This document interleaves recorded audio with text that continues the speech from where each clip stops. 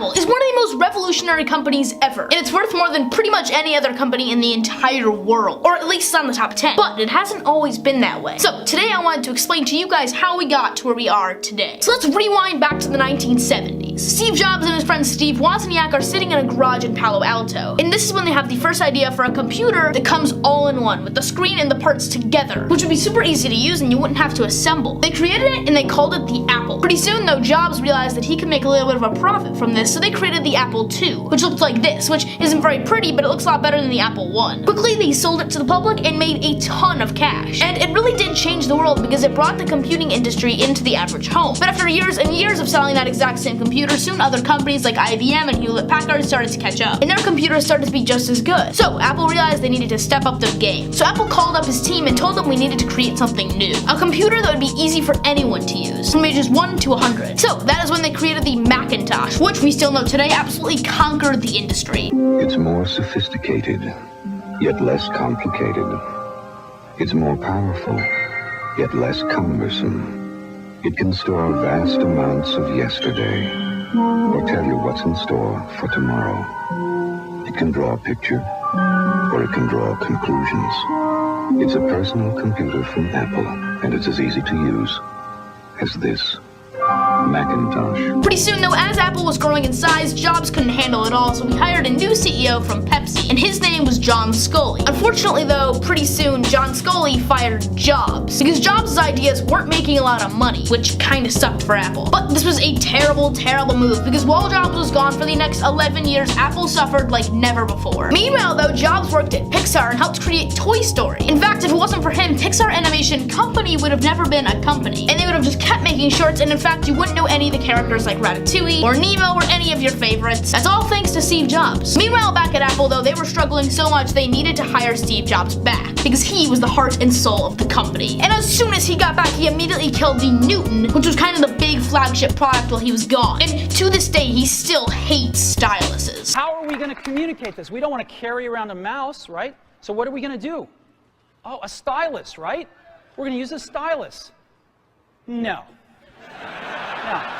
Who wants a stylus? Almost immediately, Jobs realized he needed to conquer another industry. They had that computer industry down, but they needed to do something else. Something that would really push the envelope once again. And that something else was in the MP3 player industry. At the time, the industry was pretty tiny, and most iPods at the time could only hold about 30 songs. So when Apple came out with their iPod that could hold 1,000 songs, it was pretty revolutionary. Sadly, at this point, Apple has actually killed off the entire iPod series, but it was great while it lasted. But why? Why would they ever kill off that kind of thing? But that's because Apple finally decided if they really want to win, if they really want to push the envelope as far as they possibly can, they can't just keep conquering every industry. They gotta create their own new industry. So what they did is they didn't just make an internet communications device, or an iPod, or even jump into the mobile phone industry, but An iPod, a phone,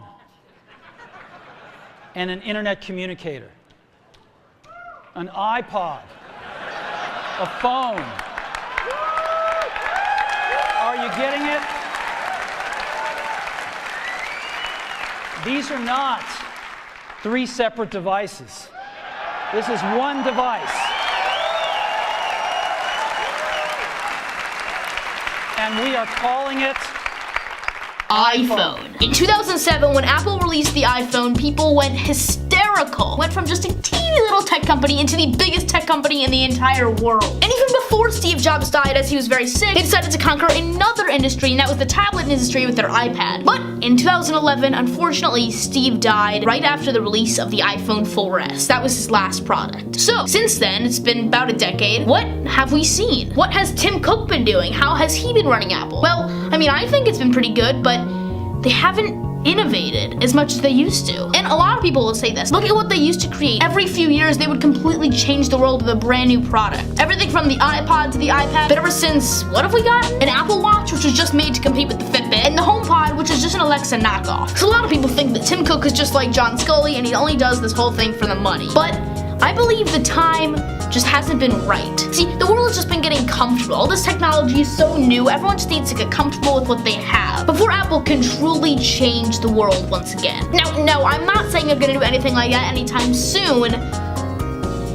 except I kinda am. The Apple event is today. in an hour. Well, it's tomorrow for me, but today for you guys. Today could be the day. What if today is the day we've all been waiting for, the time when Apple finally innovates once again? They finally push that envelope forward, finally do what we have all been waiting for. This whole iPhone 8, iPhone Edition, iPhone Pro, iPhone X, whatever they're gonna call it, it's going to be amazing. You have AR, where you can literally go into another world and do crazy things. Face detection that can literally take a 3D scan of your face and let you into your phone. That kind of technology just a couple of years ago, we would have thought would be on like the iPhone 13. And here it is on iPhone Pro, or X, or Edition, or whatever. In fact, it'll even have an infinity display that's even more infinity. Honestly, it'll be to infinity and beyond. Because Steve Jobs used to work at Pixar.